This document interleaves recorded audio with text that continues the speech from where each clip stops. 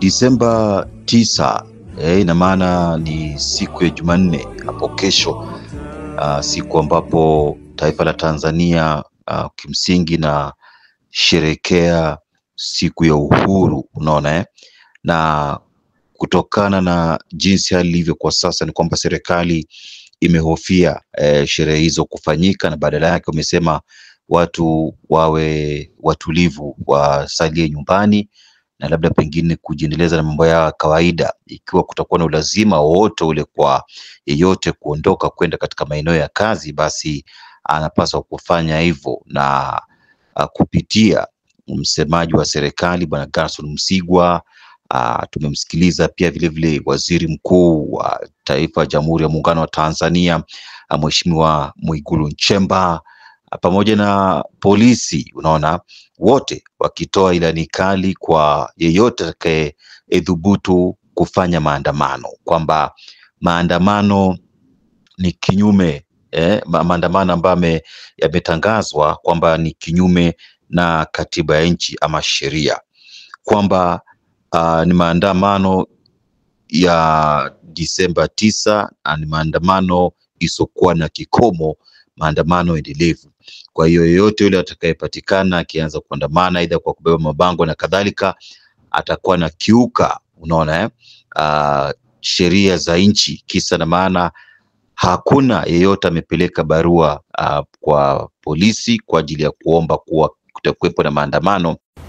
Maandamano hayo yanayopewa jina la amani, la maandamano ya amani na yasiyo na kikomo, yamekosa sifa za kisheria za kuyaruhusu kufanyika, na kwa kuwa yametangazwa kufanyika nchi nzima na wanaohamasisha hawana anwani maalum zaidi ya kuona namba nyingi za simu za mataifa ya nje ya Tanzania na za ndani ya Tanzania, akaunti za mitandaoni za nje na ndani ya nchi, ambapo wamiliki wake ndio wanaohamasisha maandamano hayo.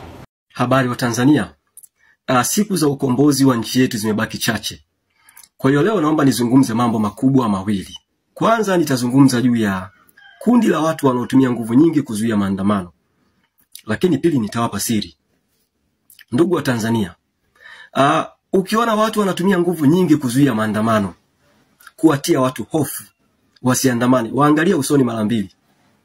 Utakuja kugundua wengi wao ni wakuu wa mikoa, wakuu wa wilaya, makamanda wa polisi wa mikoa, makamanda wa polisi wa wilaya, mawaziri, manaibu waziri, waziri mkuu, msemaji wa rais.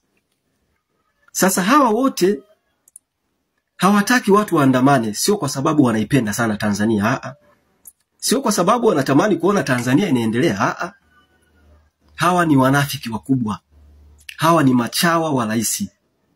Kwa hiyo kazi yao, kwa kuwa wao wameteuliwa na rais, kazi yao ni kumtetea rais, sio kuitetea Tanzania, sio kutetea maslahi ya taifa. Tarehe 9 Disemba inaenda kuwa mbaya. Inaenda kuwa mbaya kwa sababu this time watu wamejipanga. Unajua maandamano yale ya kwanza ya 29 hakuna mtu alitegemea Samia anaweza kuwa na ushetani ule wa kutoa oda ya wananchi kuuawa. Ndugu zangu wa Tanzania wenzangu, hususan vijana wa nchi hii ya Tanzania, leo ni tarehe 8 mwezi wa 12. Natumia muda huu kukusii, ewe kijana mwenzangu, ewe Mtanzania mwenzangu, epuka kushiriki jambo lolote ambalo litakwenda kutuharibia amani ya nchi yetu, utulivu wa nchi yetu. Yapo mambo mengi sana ambayo tunaweza tukayafanya kwa ajili ya kurekebisha pale ambapo hapako sawasawa. Naomba sana kwa kutumia ujumbe huu uwafikie vijana wote wa nchi yetu ya Tanzania. Usikubali kuchoma, kuharibu mali za nchi yetu. Usikubali kushiriki vurugu ambazo zitaenda kutuvurugia amani ya nchi yetu. Zipo njia nyingi za kutumia, narudia hili mara kwa mara.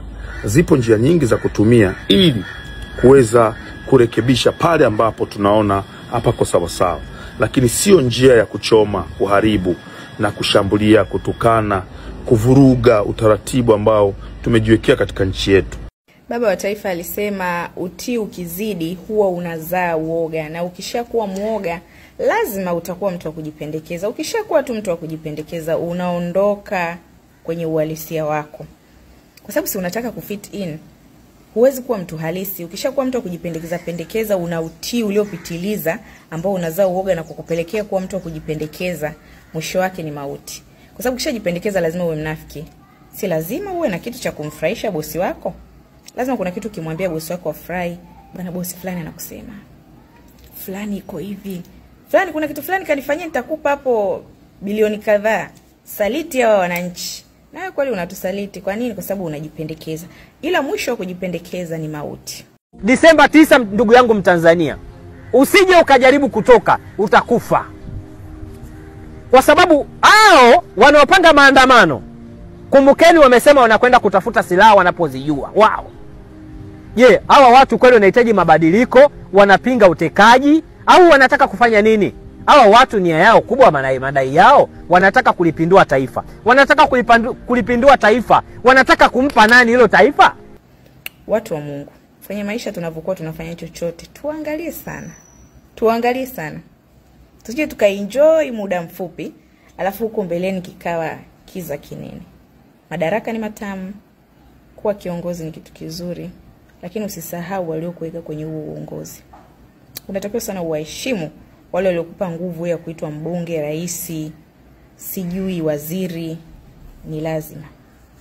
Jamani, tusisahau tarehe 9 Disemba ni uhuru. Kwenye mitandao ya kijamii wengi unaweza kuona kuna kile ambacho tunaita kwamba wanaharakati wakisema kwamba kutokuwepo na maandamano na hakuna yeyote atakayetishwa, liwe liwalo, watu wajitokeze kwa ajili ya kuandamana. Ni maandamano isokuwa na fujo, ni maandamano ya amani, kwa mabango kwa ajili ya kushinikiza serikali kuheshimu haki za kibinadamu na pia vile vile kuwajibika kutokana na machafuko ya uchaguzi, baada ya uchaguzi na baada ya uchaguzi Oktoba 29 mwaka huu. Na pia vile vile kuishinikiza serikali, hususan rais, kupeana miili ya wale waliopigwa risasi na polisi wakati wa maandamano ama wakati wa uchaguzi, na miili yao kuzikwa kisiri katika makaburi ya halaiki. Unaweza kuona ni jambo ambalo kidogo imeleta ukakasi mkubwa katika taifa la Tanzania, na hususan wengi kwa sasa wanaipogoa kwamba ni Tanganyika, wanaachana na mambo ya Zanzibar. Unaona sasa mali nchi inakoelekea. Watu wanateswa, watu wanauliwa, yani mtani kama mbwa, alafu huna karatasi.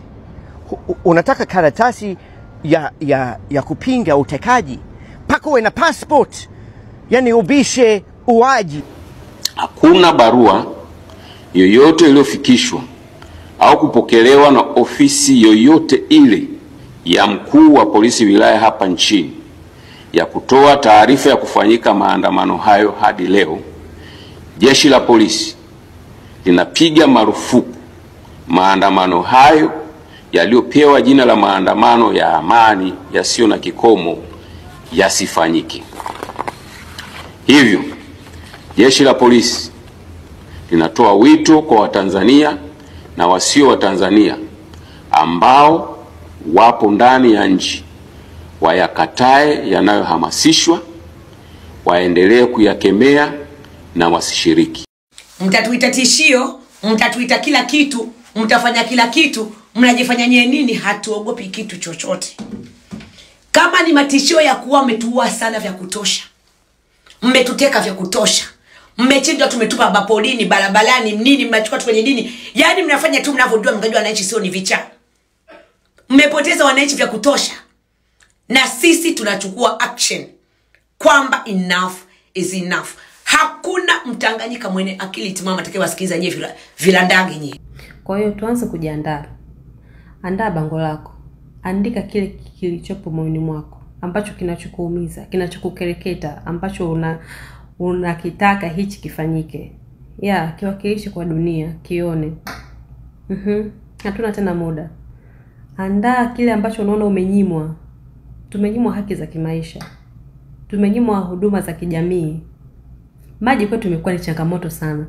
Yaani maji sasa hivi imekuwa kama ni tunu ya taifa.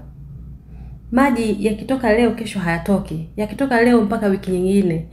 Yaani unakuta baadhi ya maeneo mengi wananchi wanaenda kutafuta maji kwenye mabwawa ambayo hayo yananyosha mifugo. Mabwawa hayo ndio mtu aende akachote maji pale.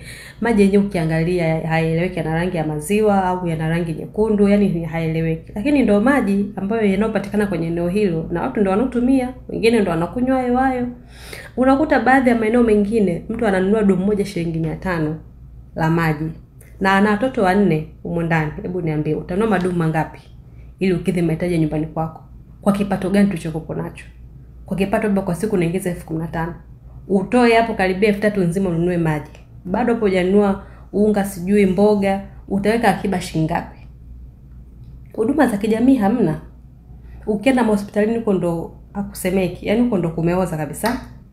Vitanda ni shida, hususan hodi za wazazi, yani unakuta kitanda kimoja kinakaa zaidi ya mzazi mmoja. Wahudumu wamesimama dede. Sasa haya sio maisha. Na ukiangalia tuna rasilimali za kutosha. Hizi rasilimali zinaenda wapi? Zinafanya nini? Tumeshachoka. Mungu atujalia, katubariki Tanzania. Tuna kila aina ya sisi kuwa matajiri, lakini ni huu uongozi ambao upo kwa ajili ya manufaa yao tu wenyewe. Ukiangalia bunge la bajeti 2024-2025 unaweza ukashukwa na hasira. Bajeti ambayo imeenda kwenye ofisi ya rais ni zaidi ya bilioni 33,544,557. Hii imeenda kwa ajili ya ofisi ya rais tu. Ni hali ngumu. Hata Ulaya kule waliopo Marekani tunaona wakiandamana katika nje ya balozi nchi Tanzania, nje ya balozi ya taifa la Tanzania. Tumeshuhudia pale Washington wa Tanzania wakijumuika ama kuungana na wenzao kutoka Afrika Mashariki. Tunaona bendera za Kenya, Uganda, Rwanda, Kongo, wengine kutoka Afrikani kwa sauti moja kuzungumzia kile ambacho kinawasibu katika taifa lao, kwa maana nyumbani Afrika. Na pia vile vile wapo wanaotoa sauti mbalimbali kwa kuwa hayatanyamazishwa na yeyote. Mapema wiki hii tumeshuhudia account za Instagram za Mange Kimambi zikifungwa na kampuni ya Meta. Unaona, kisa na maana walipokea barua kutoka serikalini, kwa maana serikali ya Jamhuri ya Muungano wa Tanzania, kwamba itupilie mbali, ivuruge account ya Mange Kimambi. Kisa na maana alikuwa na ushawishi mkubwa akihamasisha umma cha kufanya, lakini wamesahau kwamba wengi wa hawa watu siku hizi katika mitandao ya kijamii ni wengi mno. Unaona, ni kila mmoja, uwe Ujerumani, uwe Japan, uwe ni Marekani, yani ni wengi. Wapo Kenya, wapo Rwanda, wapo Burundi, yani nje ya Jamhuri ya Muungano wa Tanzania bado kuna Watanzania wengi ambao wanatumia hizi platforms, kwa maana jukwaa hizi kwa ajili ya kupitisha ujumbe, na wengi kwa hakika wakishtumu kila serikali inachofanya dhidi ya wananchi. Kwa hiyo maandamano wanasema kwamba ni kwa mujibu wa katiba, lakini serikali imepinga maandamano hayo, kisa na maana kwamba inachangia kuwepo kwa vurugu ama uharibifu wa mali na vifo visivyokuwa vya lazima. Na wakati huo pia vile vile serikali ya Samia inatengwa na Jumuiya ya Ulaya, inatengwa na Marekani, kwa maana wamekwisha toa waraka kadha wa kadha kwamba kuna misaada ambao walikuwa wakipeana na misaada wa fedha wamewapoka sasa mataifa 16 Ulaya, ikiwemo Ujerumani, Ufaransa, Canada na kadhalika. Sasa wanaelekeza fedha hizo kusaidia Ukraine. Na pia vile vile Marekani imesema itafikiria ama inatathmini upya mahusiano yake na Tanzania, kisa na maana wamekuwa kizingiti kwa biashara ndio baina yake na Tanzania, na pia vile vile Tanzania imekuwa kikwazo kikubwa dhidi ya uwekezaji wake nchini humo, achia mbali pia vile kuenenda kinyume na haki za kibinadamu. Baki nyumbani ni hatari zaidi kukitokeza. Namba moja, lakini jambo muhimu kwa Tanzania wote duniani sasa hivi, tatizo liko Tanzania peke yake. Sasa hivi tatizo limeshavuka mipaka ya Tanzania. Mabarozi duniani wameshaanza kuizungumza Tanzania vibaya. Tangia tunapata uhuru mpaka sasa, pesa ambazo diaspora wamechangia kwenye maendeleo ya nchi ile Tanzania ni pesa nyingi sana. Bajeti iliyopita bungeni wamedeclare kuna pesa nyingi wamezipata kutoka kwa diaspora. Kwenye pesa wanatupongeza. Kuhusu mabadiliko ya nchi yetu wanatuinda. Bado tunafuatilia kujua itakuwaje. Je, watu wataandamana ama inakuwaje? Kwa sasa rais anafichwa kama bangi. Hawezi tembea ovyo ovyo. Hata saizi kwenda katika mkoa hapa na pale kama zamani itakuwa ni vigumu, manake usalama wake kwa hakika ipo taabani. Kwa hiyo lazima akae Ikulu ama mafichoni.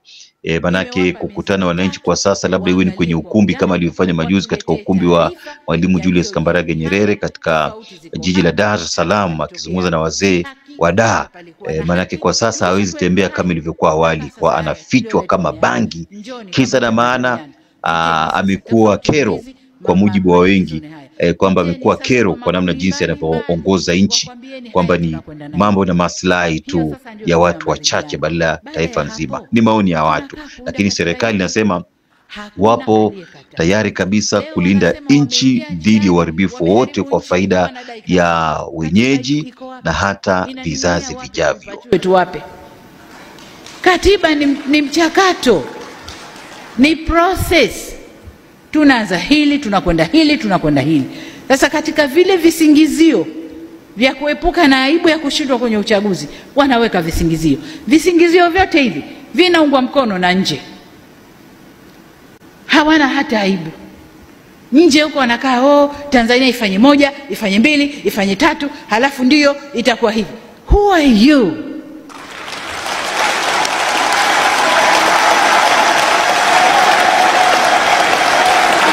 Kwa hiyo who is who and who are you kuzuia watu kuandamana, ama niulize who are you kulazimisha maandamano kwa ajili ya kuleta vurugu? Yote 9-10 ni kwamba sheria na sheria za nchi lazima kuzingatiwa. Kama uhuru huo upo, basi watu wapewe uhuru huo, andamane pasi na fujo kwa ajili ya kuweza kutoa hisia zao, lakini kuwanyamazisha kwa nguvu, basi ipo siku italipuka zaidi ya kile ilitokea Oktoba 29. Hii ni Bonga Tube Media.